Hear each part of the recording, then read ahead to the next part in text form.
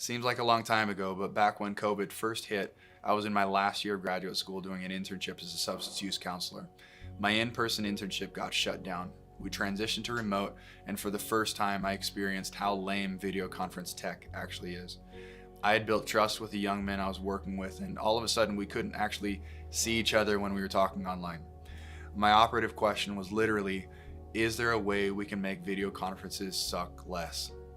With that question in mind, I realized the main problem was the focal angle. Screen edge webcams have us looking away from the people we want to talk to. The solution has been staring all of us in the face this whole time. My team and I spent the rest of 2020 finding a manufacturer who would work with us, refining the design until we thought it was ready.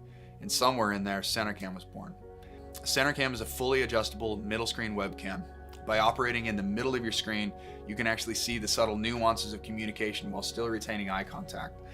You don't have to make the choices that screen edge webcams do. You can see the person you're talking to while you're talking to them. There's an energy that comes from actually seeing each other's subtle nuances and all the nonverbal communication that happens.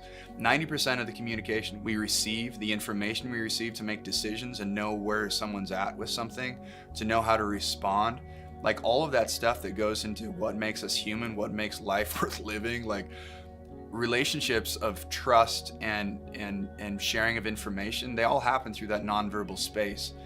The problem with screen edge webcams is we've given all that up, especially if we're trying to have good eye contact, which has to do with presenting ourselves well. To present ourselves the best we can, we need to have, a decent frame. We need to have, fairly consistent eye contact. People need to look at us and know that we're looking at them. And CenterCam approximates a lot of that energy sharing that happens in a real life, in-person communication setting. I started CenterCam because the problem hit me personally. I had real relationships get severed because of the tech. I tried to find a middle screen webcam online.